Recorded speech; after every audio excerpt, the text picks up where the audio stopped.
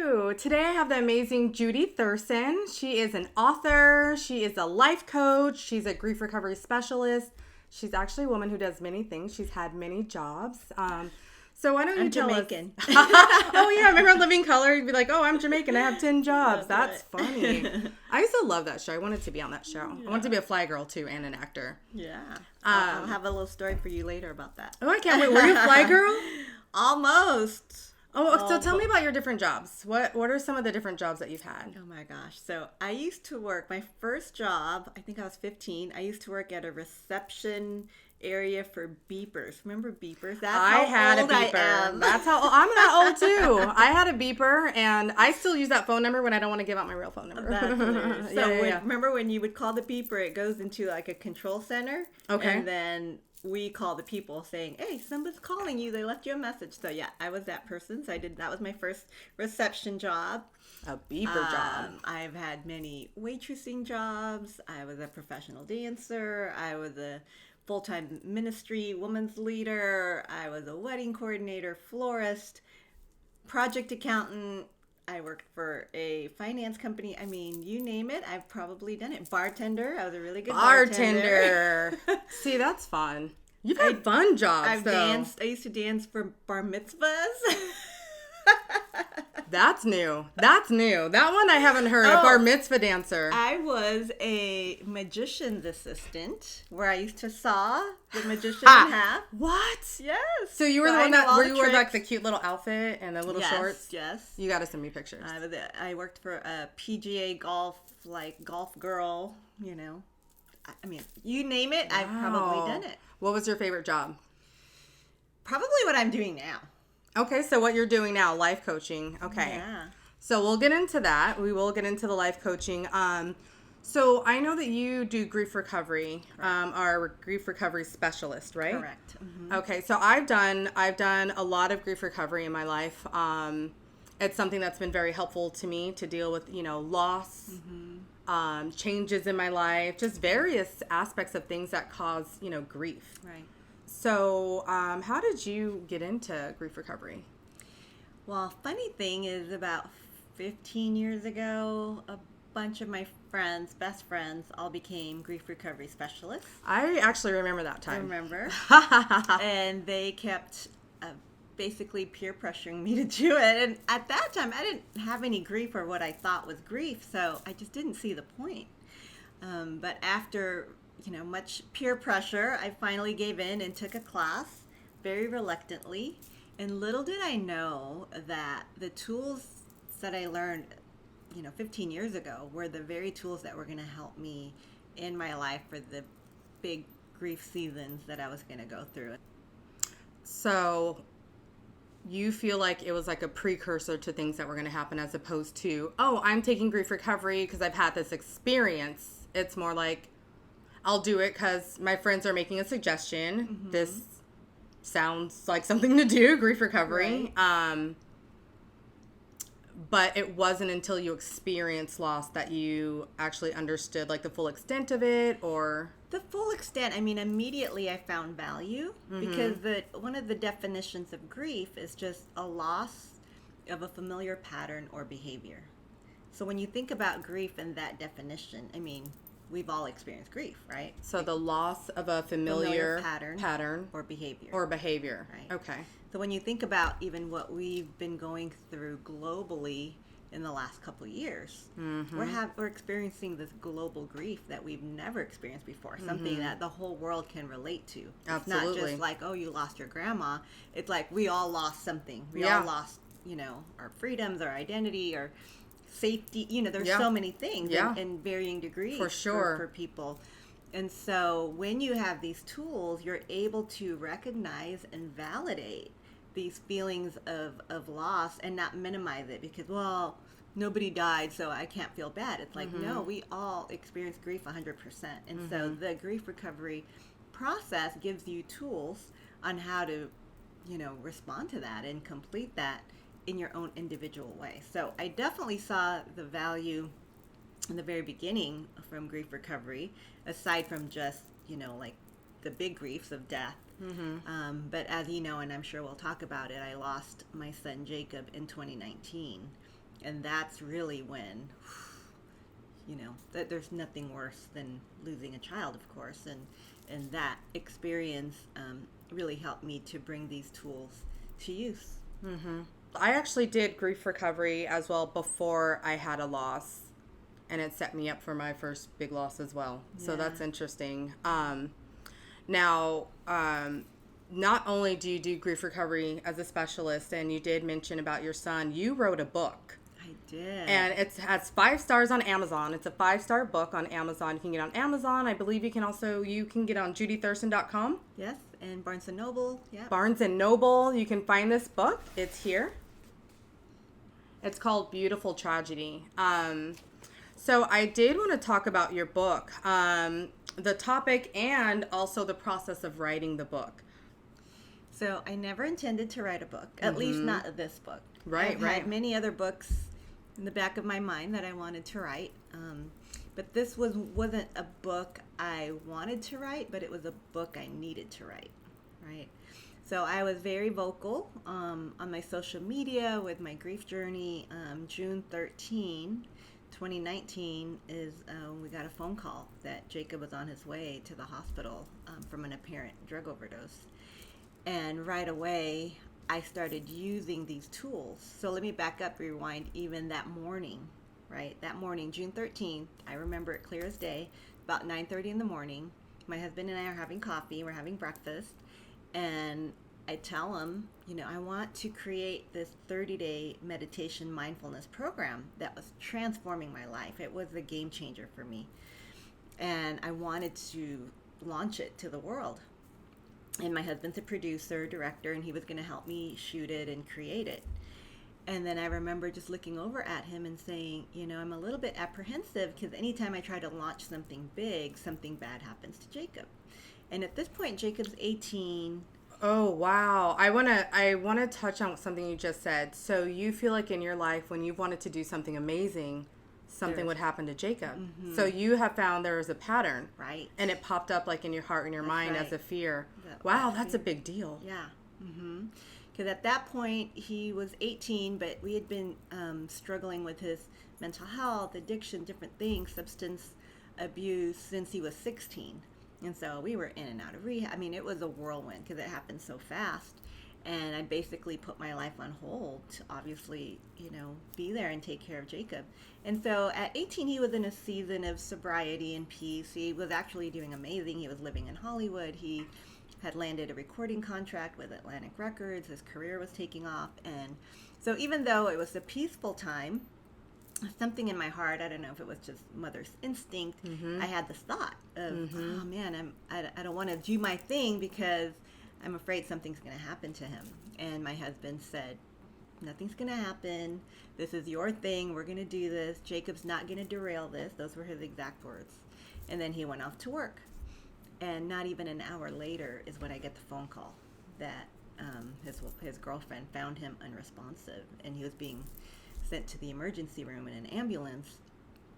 So little did I know that the very tools I was getting ready to launch to the world were the tools that I was going to need to get me through, this major grief, dark night of the soul season that I was going to step into. So immediately I started using these tools, right? As soon as I got in the car, as soon as I was at the hospital, and so in a span of 40 days, this meditation mindfulness tool that I created, that I was using, every single day I would ask for a word to use to set my intention. And so, maybe one day was surrender, one day was peace, one day was hope, right? Just maybe a phrase or a word, and I would journal and write them all down. Well, when I ended up publishing my book, every single day that I wrote down those intentions became the book chapters. So when you read the book, you're really along with me. You're with me every single day of what I was going through, what I was meditating on, how I was processing my grief. And so it's been a very unique experience because not only are you hearing from someone who is, an expert in the field, this is what I do as my profession, but I'm also using these tools, not just in theory, but in life practicality of going through it in real time. So it's very powerful. Very powerful. I love that you put how to cultivate strength and resilience during life's greatest challenges. I think the word greatest is, like, as you write it here, it has such weight, you know, because we use the word great. Like, oh, that's great. This is great. How are you doing? I'm great. But it's like, no, there's a weight to the word great. Yeah. And I think that's something that resonates when you read this, because, I mean, that is the greatest challenge, is that loss. And I think what I think is amazing is that if we connect and we take that time to listen, it really can set us up for, I don't know how to reframe this, but like a successful dark time. Mm-hmm. Because right before my dad passed, I had a not similar, but I had this feeling I need to see my dad. He was like, I want to go, let's watch football. And at that time, it was right after a wedding, you know, that was the time it's like, don't miss church for, you know, to go watch football. Who does that, right? It was like a really wild, judgmental time. That's another story. But It's another podcast. Yeah, it's another podcast. But I remember thinking, no, I really feel like I have to go see my dad. And I had done grief recovery prior to that. And so I made that choice, you know, let me go spend time watching football with my dad, which isn't something that I had done. But little did I know that was the last time that I saw my dad. Just 4 days later, he passed. Wow. And I'll never forget that, because I could have denied, you know, because I think we do hear things, right? 100%. Before something happens, while something's happening. And so despite your fears, you're like, I'm going to still do this. The meditation and this program that you started, and it's something that helped you. Mm-hmm. And I think that's a powerful thing. I think listening to, you know, the voice or to the spirit that's telling you to do something, or that's communicating, I'm trying to set you up for something. And it's easy to brush off as like, nah, I'd rather watch TV, or I, you know, spend time with my friends or whatever. Right. Do many other things besides listening. Right. And putting in a certain amount of work before something happens. And I think that's amazing that you did. I think that's amazing that we're able to go along with you on this journey of cultivating strength and resilience. And I think your life is a testimony to overcoming all sorts of challenges. Like losing someone in your life, losing a son, is one of the hardest things that people can even go through. And I think the fact that you are a life coach, the fact that you're here with me right now, the fact that you have a book, the fact that you have a Pilates studio, like you've done so much in the wake of this. I mean, I remember seeing, like, I've known you for a while, but there was a time we didn't talk for a long time. You moved to Texas, and then all of a sudden I'm like, Judy's got a Pilates studio. She's got all this stuff going on. And I'm just like, who is this woman and what does she do? Because I saw your journey. I saw that first Jacob's in the hospital. We're praying. And I mean, we all started praying. And we're all talking, getting together, doing phone chains and doing all that stuff. And you're posting and keeping us updated. And you were very vulnerable. But you had this like, what I think, Judy, is for me being on the outside at that time, I was like, this woman, her strength, because we all have pain, we all have sorrow and sadness, but you posted and you had this strength that all of me and my friends were like, this woman's amazing. We looked up to you, we were admiring you, we were praying for you, we had a broken heart with you, and it produced, like, you weren't alone in this journey. No. And I think the fact that you were so vulnerable helped so many other people. Like, people you don't even know. Like, you know the people that you help because she's a life coach. And I am one of the people she coaches. But you help people you don't even talk to by posting about it. Something I never told you, I had a friend of mine who also lost her son in a car accident during that time. And I had her follow you. She was able to follow along on your journey, and in whichever ways that it helped her, like, there was other people that just watched you from a distance. And I think that's such a powerful testimony to who you are as a person, to what it means to follow the spirit, follow your gut, and I don't know, to be able to use tools that, not just grief recovery, spiritual tools, personal tools, the people in your life. Like, you took everything. Yeah. I think that life gives us to overcome, and you used all of those tools to be where you are today. Right. Which I think leads me into wanting to talk about how these tools that you have, that you use as a life coach. I mean, I've been coaching on and off since 2009. And so I started. Oh, dang. That's 13 years. Yeah. So mostly starting with health and wellness. And, I've always been into fitness. And so I started coaching more in that realm. And it's funny because 2009, I had a friend who shall remain nameless, but this was really put on my heart that I wanted to be a life coach. Mm-hmm. And so vulnerably shared it with her and said, I really think this is what I want to do. What do you think? And she looked me up and down and she says, well, doesn't that mean you have to have your life together first? This was what? A friend, see, right? People are tripping. People really can be haters. Yeah. Even your own friends. Even your own friends. Dang. But my personality type is whatever you throw at me actually does make me stronger, right? That whole cliche, what doesn't kill me make me stronger. Oh, it's like those superheroes. You know those superheroes when yes. you was it? No. It was Black Panther. Yes. That's my super strength. Wow. Because whatever's thrown at me actually makes me stronger. Yeah. So 2 years later, this friend actually became my client. So she became my life coaching client. Mm-hmm. Whatever measure you use to judge. Mm-hmm.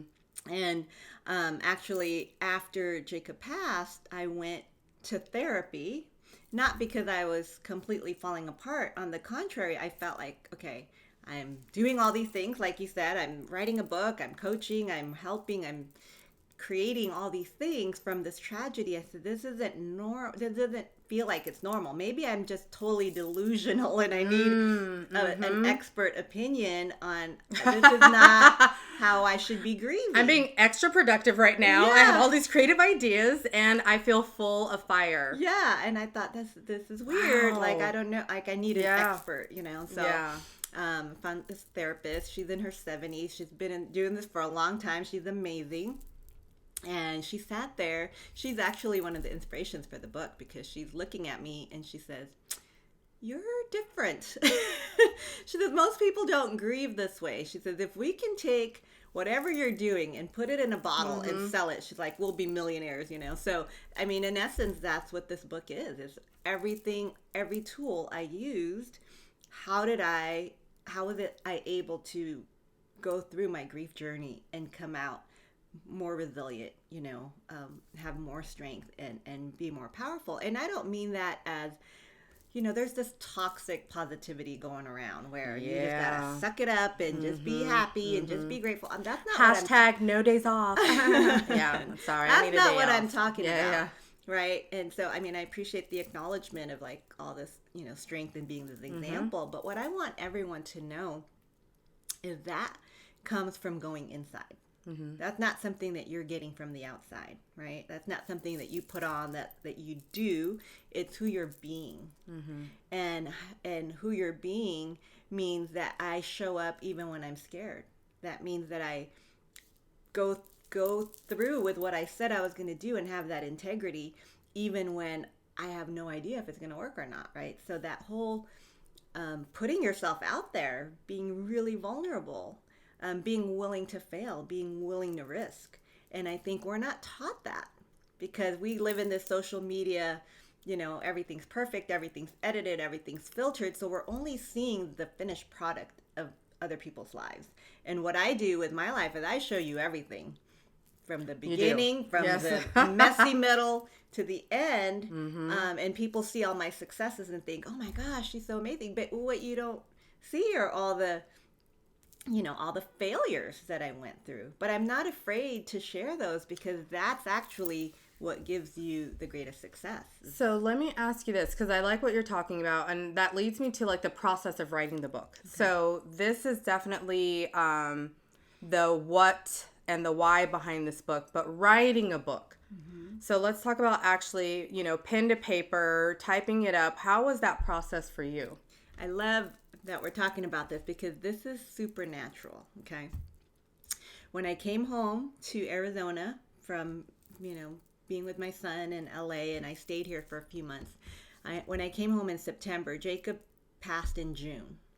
I was having coffee with the girlfriend, and she says, oh my gosh, you need to write a book. She's through tears saying, I've been following your journey. People need to hear about this. You need to write a book. Mm-hmm.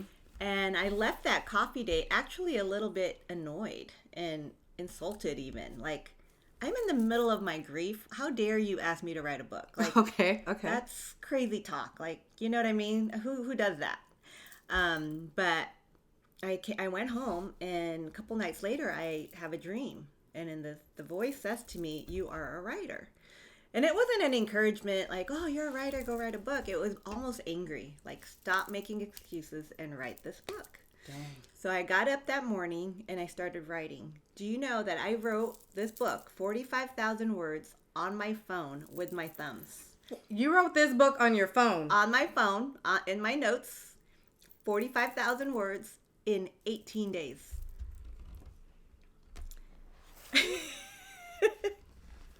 18 days. It poured out of me. It was already there. And I want to encourage all of you, if you are thinking about writing a book, I want you to know that book is already inside of you. It just needs to be downloaded and released. I like that. So the things, it was already inside of you. You chose to download it on your phone. Where were you when you were doing this, by the way, on your phone? Anywhere.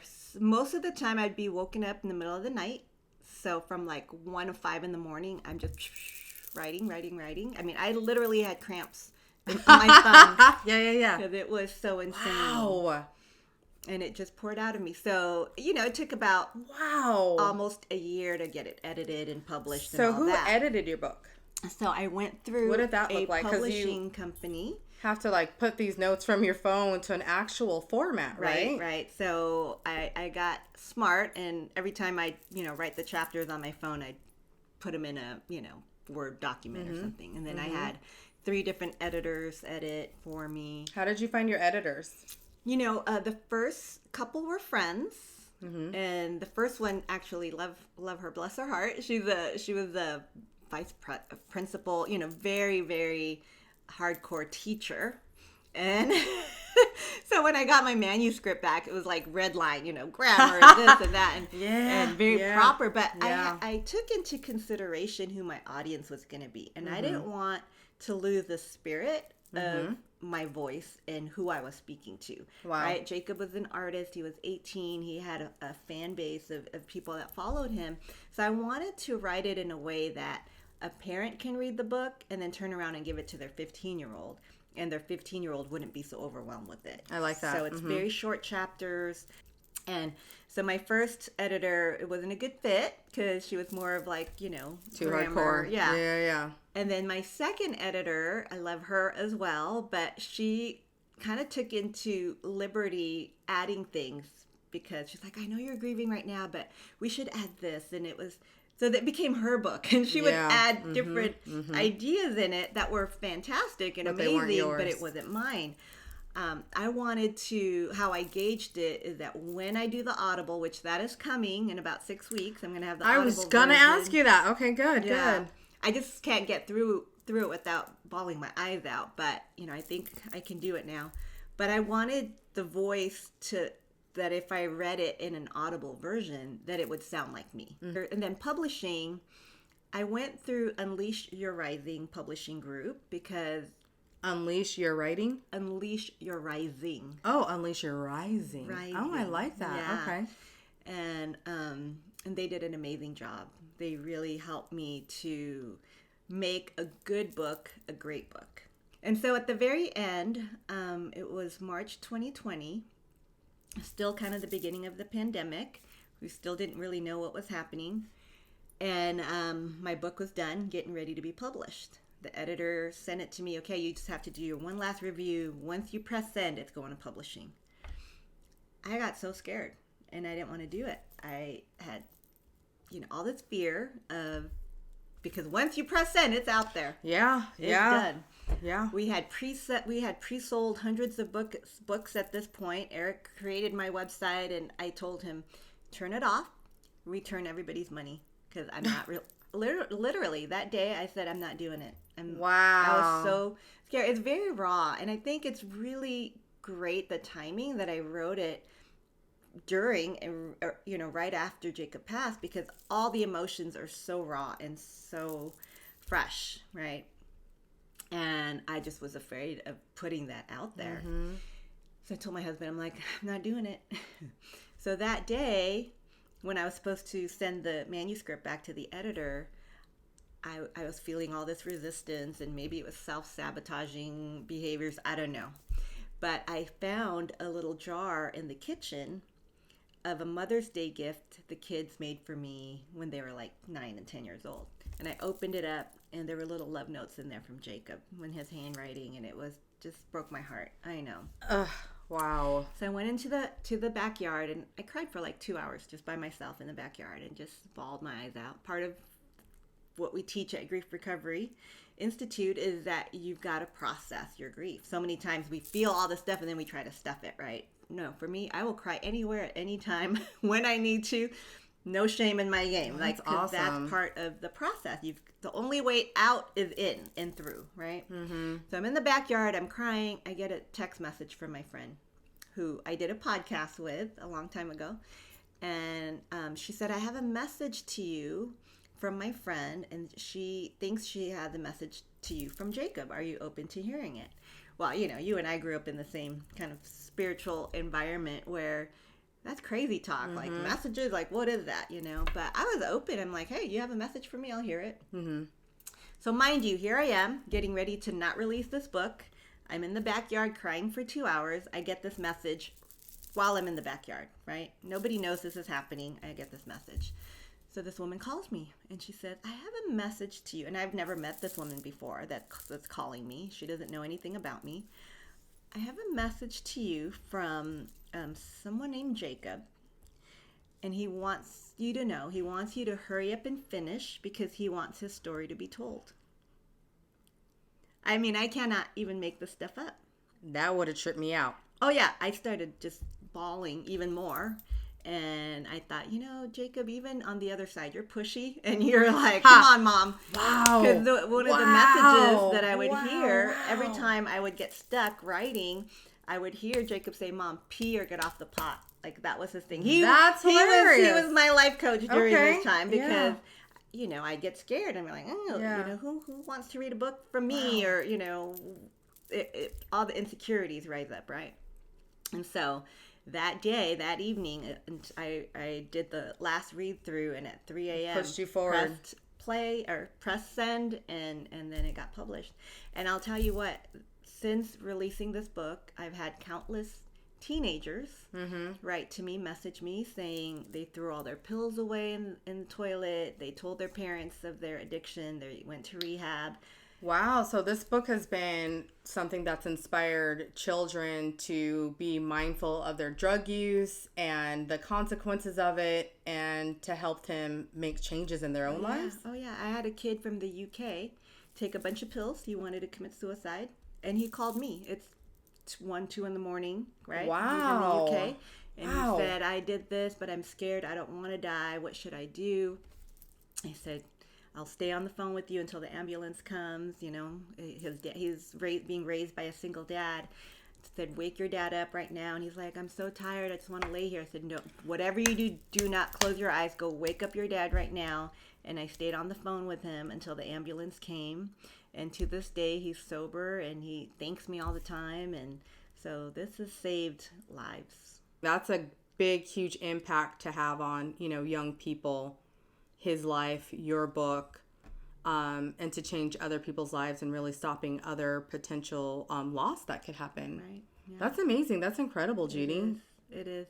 So when you find that there's resistance in your life, if you feel called to do something great, but you feel this resistance and you don't want to do it, it's probably because it's going to really make a big difference. You were doing life coaching before with just like wellness and health. And then this changed how you started coaching. Right.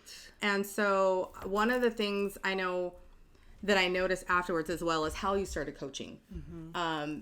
Again, everything blew up. So you had a big event happen in your life, right? Upon meeting, you were coaching, but then you met someone who really, I think, changed how you started coaching, who you started talking to, and how you started doing what you're doing right now. Right. Who was this person and what happened? So, gosh, where do I even begin with that? So there is a coach. He's called the Ultimate Coach. Mm-hmm. His name is Steve Hardison. How did you meet him? Or hear of him? So I hired a coach last year, Rich Litvin, and his coach was Steve Hardison. Okay. Right? So Steve Hardison is is the ultimate coach. He coaches Oprah's life coach, right? Wow. Young And you know love. I need to meet Oprah. And but this guy he's a little bit kind of like a legend, and nobody knows who he is, and he charges $200,000 for coaching, and so he's kind of this legend in the coaching industry where people know of him, but people don't really know who he is. Okay. He's very private, very exclusive. And so when I found out who he was, and I started following him on social media, he actually was writing a book. And I think I saw it here somewhere, but It's right over there. Yeah, the Ultimate Coach Coach book. And I'll put that in the link as well. yes. And it was on around the time of his birthday, last August, and he was doing a reverse birthday gift. And he said, "Hey, I'm going to give away 500 manuscripts of this book for my birthday." And, he was just giving it away. And so I started to email him because I wanted a copy of this manuscript that he was giving away for free. Yeah. But even at that time, last August, I couldn't even email him because I felt so small. Like, oh my gosh, who am I to ask the ultimate coach for this manuscript that he's giving away for free? And yet you did it. I feel like you are such an inspiration in the sense of all these things. One of these three things, like, I don't want to do this. I don't want to do this. I'm going to do it. Yeah. I'm going to do it. Yeah.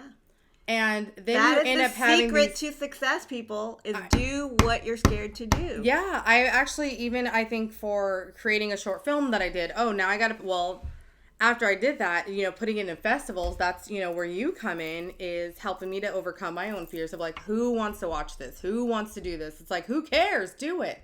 And so you were scared to write to him, but you wrote to him because the next thing I know, you're out here in LA, and then all these changes. Right. Yeah. So I did get the manuscript, read it, fell in love with it, fell in love with him. I mean, an amazing, amazing human being.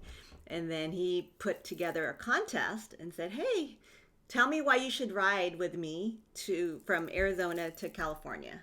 And I wrote him a little essay, shared Jacob's story with him. Yeah. And really resonated with him and really impacted him. And I got chosen. So I was one of the 6 people chosen. So he was like, for my birthday, I'm going to drive to California from Arizona, and I want 6 people to go with me. Yeah. So 3. But you had to write why. Right. Yeah, and people were flying in from all over saying, "Hey, I'm committed. I already have my plane ticket. Please pick me."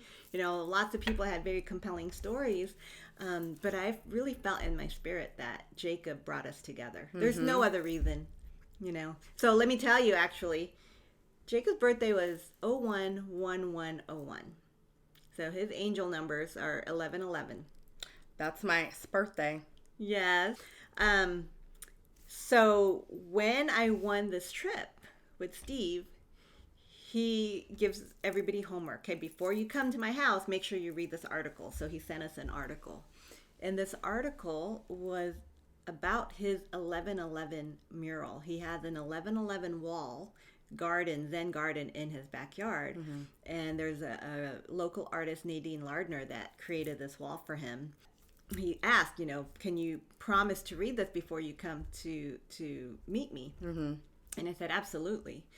When I opened it up and I started reading it and realized he has an 1111 garden, I just broke down because I thought, wow, this is a sign that this is Jacob's confirming that I brought you guys together. And there's so many stories. We don't have time for it, but story after story of Jacob coming through and connecting us, and really, like you said, changed my life, up-leveled my life, not only with Jacob's loss, because I think there's something that happens when you're this intimate with death.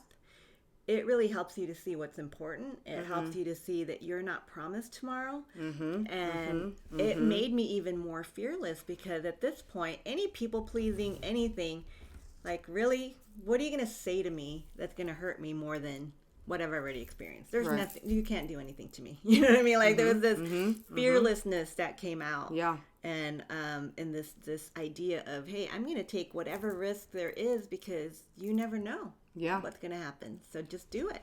Well, in this risk, you've started doing these retreats and events that people can. So tell us about one of your retreats that are coming up. What's your next retreat? So our next retreat is going to be in San Diego On 11/11, actually. Oh, how that weekend of fun. 11/11. And I've brought together some of the best coaches in the world. And I'm not just saying that. These are the best of the best. So what is it at these events that is serving? Like, how do you feel like this event is going to serve people? So it's really for humans. Somebody asked me, like, well, who's your niche audience? Like, who will this benefit? If you're a human, this will benefit you. Okay. Because as humans, we have all these desires, these dreams, these goals, but there's this thing that stops us, this resistance, right? These blocks. And so I have cultivated and curated the experts in the field of people who are going to help you with your limiting beliefs, help you take away any excuses, help you with these blocks that are blocking you from your goals and dreams, as well as equipping you and helping you how to get to the next step, how to get to your up level. We call it your up leveled life. I mean, who doesn't want to up level their life, right? Yeah. I think we all do. No, that sounds powerful. Yeah, and it's not just talking heads. You're not just going to sit there and watch these people talk. We're actually going to be in circles. It's called the creator collective, because as a collective, we're going to help you, right? So you're going to sit with all of these coaches and individually get input and get perspective and really get insight on how to get you into that up-leveled life. Wow, that sounds amazing. Yeah. And it's 3 days? It's 3 days. Are all of your events 3 days? Yes. Okay. Yeah. And are all of your events posted on your website? How do people find out about this? Well, this one in particular is invitation only because it's very small and sorry. intimate. No. If we have a little kind of intake form to see if we're a good fit for each other. So that will be up on the website. That's a big deal, being a good fit. Yeah. We want to be able to serve you. We don't want you to come and waste your time, right? And we have a very specific kind of questionnaire that if you fill it out and you're a good fit for us and we're a good fit for you, we invite you to come because it's going to be amazing. And on the last day for our VIP guests, we're going to have a yacht party, an all-white yacht party. Wow, fancy. Everyone's going to wear white, and fancy. I've always wanted to do that. Yeah. So we're chartering a yacht and doing that on the last day. That's awesome. Yeah. So you have one coming up in November, and then you have one coming up next summer? Next summer, June 2023 in Paris. And Paris. I love that. I've never been to Paris. I've always wanted to go to France. Please come. You know what? Let's talk about that because that sounds fun. Well, and I think the most important is that you're going to leave there so empowered, and you're going to realize that everything that you need, you have. And so how can we unlock that in you? Because I feel like that's what got unlocked in me in even less than a year's time. And you had a front row seat. You've seen my transformation. I have. And I think you sharing that with me, which is such a big deal, because I think oftentimes for me, I grew up with the idea of doing what is stable. And it wasn't until later in life that, creating or, became an idea of something realistic. It was, earlier you were talking about you cry anywhere you want to cry. And, I grew up like, why are you crying? I'll, stop crying or I'll give you something to cry about. Right. I grew up, being not heard. And not that my parents weren't available. It was just a different time. Right. So therefore, there are these belief systems of, well, if I'm not to be heard, nobody wants to hear me. Yeah. So I appreciate that you have a group of power minds to tap into the parts of ourselves that were shut down at such a young age. Because there's years of shutting all of that down. Right? From parents, from family members, teachers. Raise your hand to talk. You can't talk. You want to answer the questions, but little Susie, always gets to answer or whatever. There's things that pile up. And I think what's been great about having you as a coach is learning how to tap into the voice that got shut down and letting it speak. Yeah. Because that's really what this is letting those voices be heard, because it is a service. The films are a service. Comedy is a service. Life coaching is a service. Dancing. Right. She was dancing. That was a service to people. All those bar mitzvahs, like, that's awesome, right? All the people were like, look at her go. Well, I didn't just do bar mitzvahs. I actually was a professional dancer. I remember you telling me that. Went on tour and was on MTV, You were on MTV? Oh, yeah. See, those are all the things you're hiding from me. Do you have links to those videos? I do. I had the big hair and everything. So, yeah, my claim to fame is I was almost a fly girl. So, out of 2,500 people that audition, I made it down to the last 4. Wow. Right? So did you dance up against J-Lo? So I was in the 2 seasons after J-Lo. Okay. And the thing is, I wish I had the tools now then. Man, I know. Because I can tell you what, people will open doors for you that believe in you, but if you don't believe in yourself, what can they do? They can only open the door for you. You've got to walk in. Wow. That's a big deal. Now that I have these opportunities, I'm walking in every door that opens. Good. Because I got no more F's to give. You know what I mean? Absolutely, 100. And I think this pandemic has shown it, right? True. Like, I feel like at this point, it's like tomorrow's not guaranteed. We don't know what's going to happen. So walk through them while you can. Yeah. While you still got Do your it while health you can. and you, for sure. Well, that's awesome. I definitely am looking forward to your upcoming events. I'll post those in a link as well as they come up. You can also, again, like I mentioned, purchase this book, Beautiful Tragedy. There's many other things that this amazing woman has to offer, and I'll be posting those in the links. And thank you so much for joining my video podcast thing that I'm doing to share amazing people with all of you and the things that they do. Thank you.